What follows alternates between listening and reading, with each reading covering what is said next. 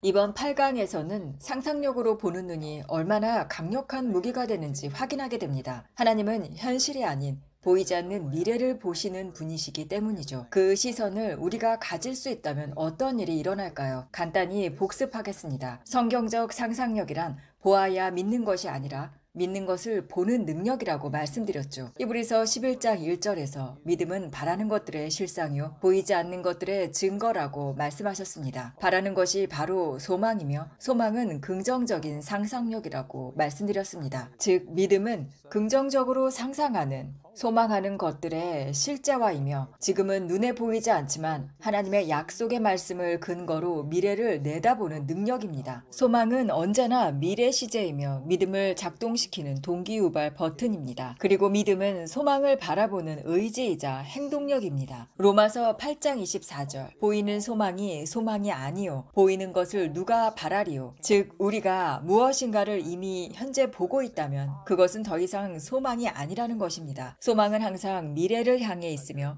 지금은 보이지도 손에 잡히지도 않지만 미래에 분명히 이루어질 긍정적인 일입니다. 이것이 바로 성경이 말하는 상상력, 즉 소망과 믿음의 상관관계입니다. 하나님의 약속이 현실로 이루어진 것을 아직 보이지 않지만 이미 완성된 것처럼 마음으로 바라보는 능력입니다. 저는 어제도 이 말씀을 묵상하며 오랜 시간을 하나님 앞에 머물렀습니다. 하나님께서 제게 하라고 하시는 일들, 그리고 하나님께서 이미 이루신 일들을 제 마음속 눈으로 선명하게 바라보았습니다. 그것이 바로 하나님이 기뻐하시는 상상력의 사용입니다. 믿음으로 바라보는 거룩한 상상력입니다. 이 상상력과 믿음의 원리에 대한 성경적 예시를 하나 들려드리겠습니다. 사사기 6장의 기드온 이야기입니다. 11절을 보면 여호와의 사자가 오브라에 있는 상수리 나무 아래에 앉았다고 나옵니다. 기드온은 미디안 사람을 피해 포도주 틀에서 밀을 타작하고 있었습니다. 저희는 지난 강의에서 열왕기하 6장을 통해 엘리사의 이야기를 나눴습니다. 엘리사는 불말과 불병거 천사들이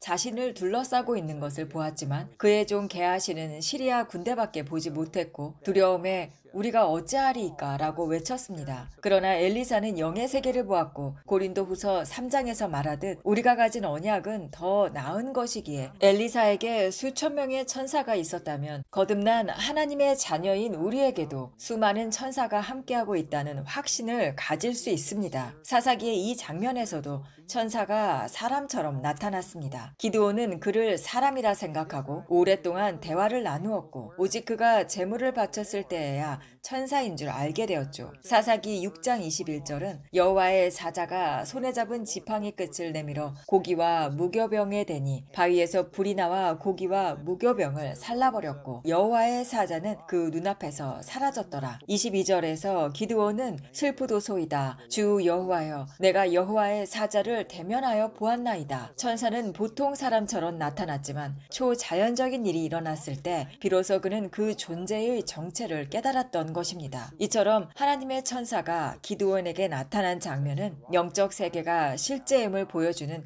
중요한 성경적 예시입니다. 우리 주변에는 천사들이 항상 함께하고 있습니다. 그리고 우리 각자에게는 하나님께서 특별히 배정하신 천사가 있죠. 히브리서 1장 14절 모든 천사들은 구원받을 상속자들을 위하여 섬기라고 보내심을 받은 섬기는 영이 아니냐. 놀라운 점은 이 말씀이 이미 구원받은 자들만을 위한 것이 아니라 장차 구원을 받을 자들, 즉 우리가 거듭나기도 전에 하나님은 이미 우리에게 언젠가 그분께 돌아올 것을 아시고 천사들을 파송하셨다는 것입니다. 천사들을 통해 보호와 인도를 시작하셨다는 것이죠. 어린 시절 여러분이 아무것도 모를 때에도 삶의 고난을 통과할 때에도 천사들은 우리 곁에 있었습니다. 저 역시 천사들을 눈으로 볼 수는 없지만 수많은 순간에 천사들이 저의 생명을 지켜주었다고 믿습니다. 정말 경이로운 일이라고 생각합니다. 다시 사사기 6장으로 돌아오면 천사가 기드온에게 나타났고 이렇게 말합니다. 여호와께서 너와 함께 계시도다. 큰 용사여. 그런데 기드온은 어떤 상황이 있었을까요? 바로 앞절에 보면 그는 미디안 사람들을 두려워해서 포도주 들 뒤에 숨어서 밀을 조금씩 타작하고 있었습니다. 그 당시 이스라엘은 미디안에게 정복당한 당한 상태였고 유대인들은 심지어 연장 하나조차 자유롭게 소지할 수 없었습니다. 도끼나 괭이도 미디안 사람에게 가서 나를 갈아야 했고 미디안 사람들은 이스라엘 백성이 어떤 무기나 수단도 갖지 못하도록 통제했었습니다. 그래서 기드온은 숨어 있었습니다. 들키지 않기 위해 몰래 밀을 타작하고 있었던 것이죠. 그런데 하나님은 그런 그를 보시며 큰 용사여 라고 부르셨습니다. 그분의 시선은 우리의 현재가 아니라 우리 안에 숨겨진 가능성과 하나님이 설계해 두신 미래의 모습을 보고 계시는 것입니다. 기드온은 정복당한 이스라엘 사람이었습니다. 원래라면 누구나 공개적으로 할 일을 그는 숨어서 해야 했습니다. 미디안 사람들을 두려워해서 포도주 틀 뒤에서 밀을 타작하던 그에게 여호와의 사자가 큰 용사여 여호와께서 너와 함께 계시도다 그렇게 말했죠. 그러나 기드온은 전혀 용사 같지 않았습니다. 오히려 여호와께서 우리와 함께 계시다면 어찌하여 이런 일이 일어났습니까? 우리 조상들이 애굽에서 이끌어내셨다고 했던 그 모든 이적들은 어디 있습니까? 지금 우리는 버림받았고 미디안 사람들에게 넘겨졌습니다. 라고 말하죠. 하지만 실상은 하나님께서 이스라엘을 버리신 것이 아니라 이스라엘이 먼저 하나님을 버렸던 것이죠. 불순종은 하나님과의 교제를 차단시키고 사탄에게 마음을 내어주는 통로가 됩니다. 오늘날 우리에게도 마찬가지입니다. 하나님의 말씀은 거듭난 자 안에는 전능하신 하나님이 거하시며 예수님을 믿는 자는 예수께서 하신 일보다 더 큰 일을 행하리라 라고 요한복음 14장 12절에서 말씀하고 계시죠. 여러분도 그 말씀을 들어서 익히 알고 계실 것입니다. 하지만 우리는 대부분 하나님의 말씀보다는 상황만을 바라봅니다. 질병이나 가난, 주변의 평가에 눌려 자신의 온전한 정체성을 잃은 채 살아가기 일쑤죠. 기드온도 그랬습니다. 제가 큰 용사라면 왜 이렇게 숨어서 밀을 타작하고 있어야 합니까? 그러자 하나님은 이렇게 말씀하시죠. 너는 가서 너의 힘으로 이스라엘을 미디안의 손에서 구원하라. 내가 너를 보내지 아니하였느냐? 하나님의 시선은 지금의 모습이 아니라 말씀 안에 있는 우리의 정체성을 보십니다. 우리가 하나님의 말씀을 기준 삼고 세상의 소리보다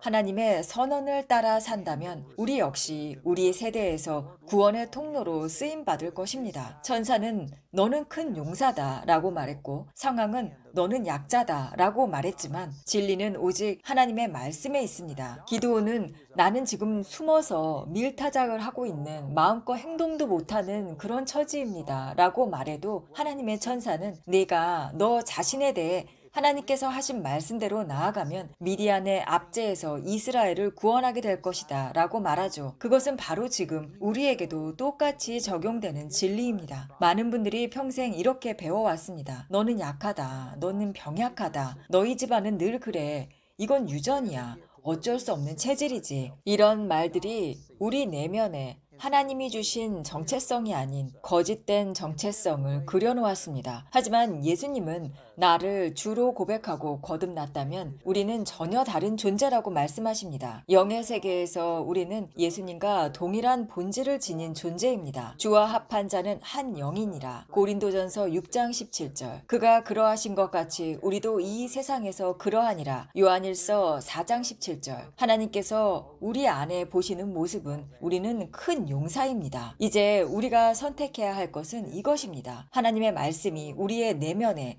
우리가 누구인지 무엇을 할 수 있는지를 그려가게 허락하시겠습니까? 아니면 여전히 거울 속에 비친 모습, 사람들이 하는 말, 과거의 경험들이 우리를 규정하게 그냥 두시겠습니까? 대부분의 그리스도인들은 보이는 현실에만 묶여 감각의 세계에 지배당하기 일쑤입니다. 하지만 여러분, 저는 지금 여러분을 깨우기 위해 말하고 있습니다. 하나님은 기드온에게 말씀하셨죠. 너는 큰 용사다. 그의 현실은 그렇지 않았지만 영의 세계에서는 그것이 진리였습니다. 우리가 하나님의 말씀을 자신에 대한 고정된 비전으로 붙잡는다면 이것이 나다. 이것이 내가 가진 것이다. 그 믿음은 현실로 나타나게 될 것입니다. 정말 강력한 영적 원리입니다. 계속해서 기드온을 어떻게 이끌고 계시는지 말씀드려 보겠습니다. 하나님께서 너는 큰 용사다 라고 선언하셨지만 기드온은 그 말씀을 온전히 믿지 못하고 계속해서 하나님을 시험하죠. 그가 처음 한 시험은 당신이 정말 하나님의 사자라면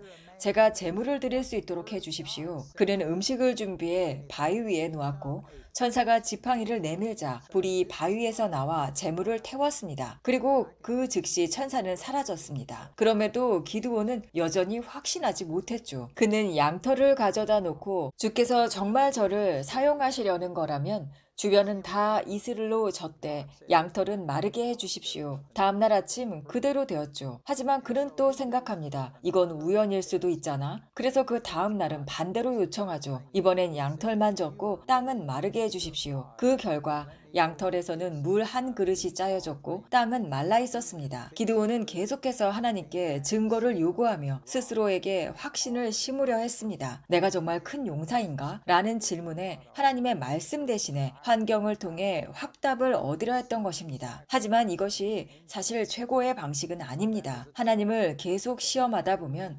오히려 사탄이 개입할 수가 있습니다. 하나님을 시험하지 말고 그분의 말씀을 믿는 자리로 나아가야 합니다. 마태복음 8장에서 한 백부장이 예수님께 말합니다. 주여 말씀만 하옵소서. 그리하시면 제 종이 나으리이다. 그는 예수님이 오실 필요조차 없다고 말하죠. 그저 말씀이면 충분하다고 믿었습니다. 이것이 바로 믿음입니다. 기드온은 계속해서 표적을 요구했지만 백부장은 말씀 하나에 모든 것을 걸었습니다. 그리고 그 믿음은 예수님의 입에서 이스라엘 중에 이만한 믿음을 본 적이 없다라는 놀라운 평가를 받게 되죠. 내가 한마디 하면 그 말에는 권세가 있다. 이 말은 백부장의 고백입니다. 그는 예수님께 말하죠. 주여 말씀만 하옵소서. 그리하시면 제 종이 낫겠나이다. 예수님은 그 믿음을 보시고 놀라셨습니다. 백부장은 그 어떤 현상도 증거도 없이 그냥 예수님의 말씀만 믿었던 것입니다. 반면 요한복음 20장의 도마는 부활하신 예수님을 보지 않고는 결코 믿지 않겠다고 말하죠. 내가 그 손에 못자국을 보지 않고는 내 손가락을 그 자국에 넣어보지 않고는 믿지 않겠다. 요한복음 20장 25절입니다. 8일 후에 예수님은 도마 앞에 나타나셨고 그의 손과 옆구리를 보여주시며 말씀하셨습니다. 믿음 없는 자가 되지 말고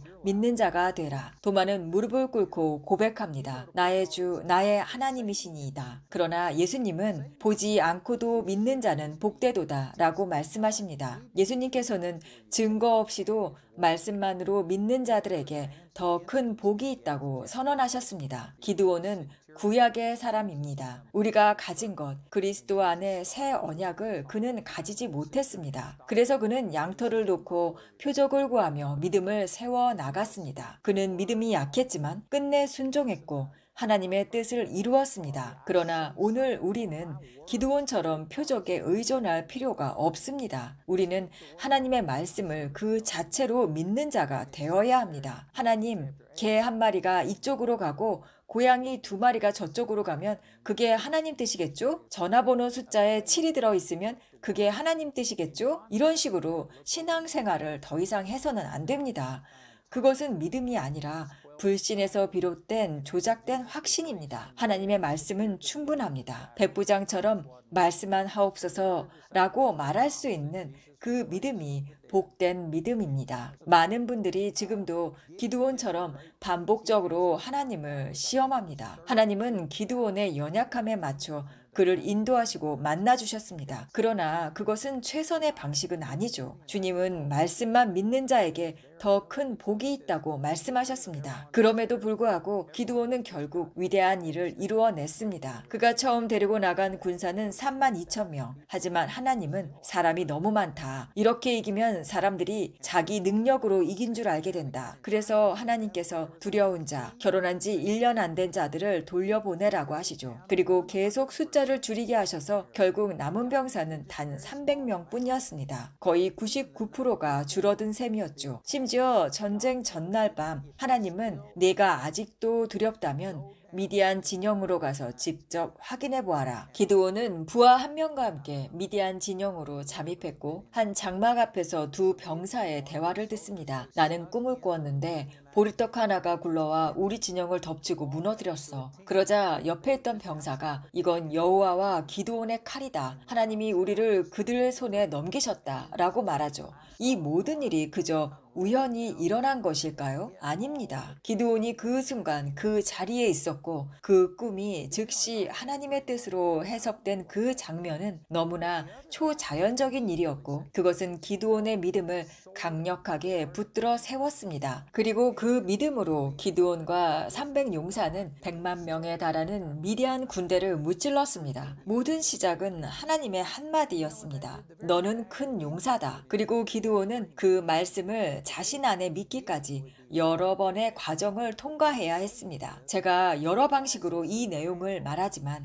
결국 기드온의 여정에서 핵심은 그는 하나님께서 자기에게 하신 말씀을 마음속으로 실제로 보는 자리가 되어야 했던 것입니다. 단지 들었다거나 천사가 그렇게 말했다고 반복하는 수준이 아니라 자신이 전쟁에서 승리하는 모습을 내면에서 선명하게 볼 수 있어야 했던 것입니다.